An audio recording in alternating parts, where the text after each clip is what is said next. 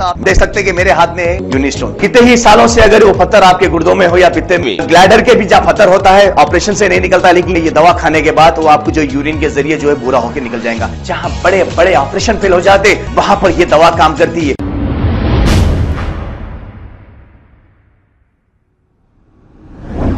अस्सलाम वालेकुम नाजरीन, 7H न्यूज सच को रखे आपके आगे।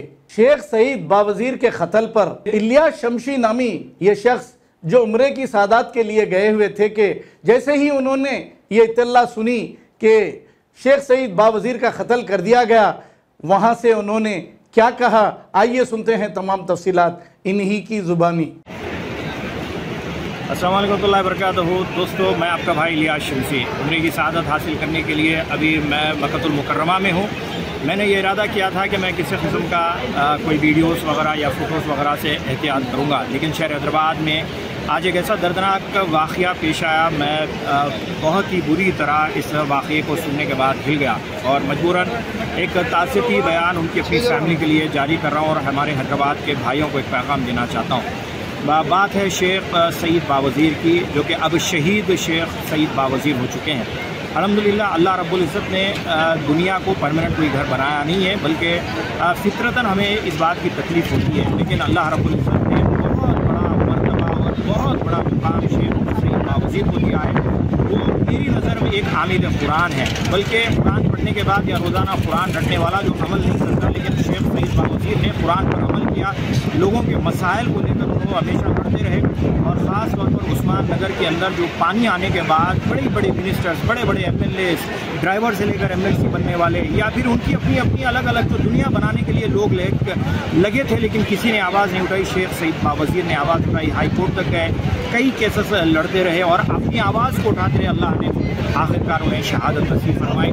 मेरी तमाम तर हमदर्दी उनके अपने अफराद ख़ानदान के साथ है और ये मैं पैगाम हैदराबादी को देना चाहता हूँ कि ऐसे 1000 सईद बावजीर का भी अगर कत्ल किया जाए तो अल्लाह रब्बुल इज़्ज़त हक़ के लिए, अपनी मज़लूम कौम के लिए आवाज़ उठाने वाले ज़रूर पैदा करता रहेगा।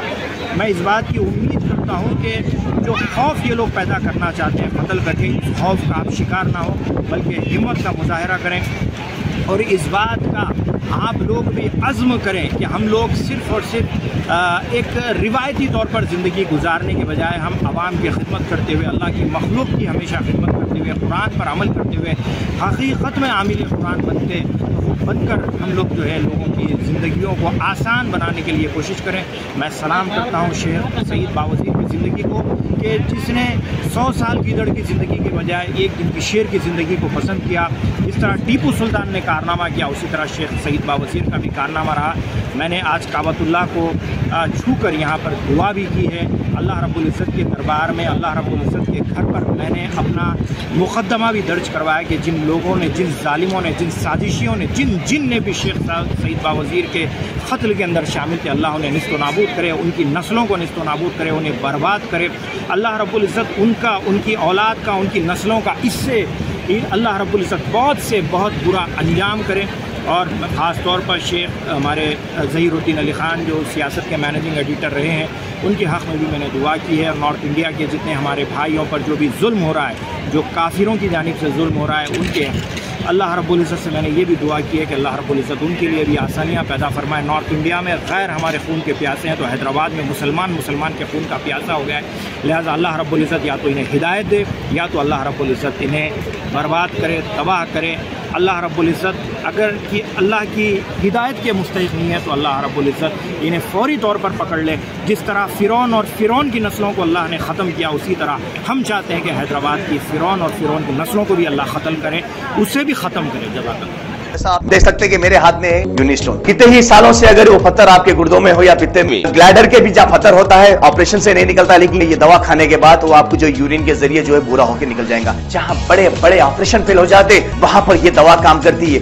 गुर्दे और पित्ते की पथरी ये प्रोडक्ट से गल जाती है, फिर दोबारा पथरी फॉर्म होने नहीं देती और इसमें कोई साइड इफेक्ट भी नहीं है।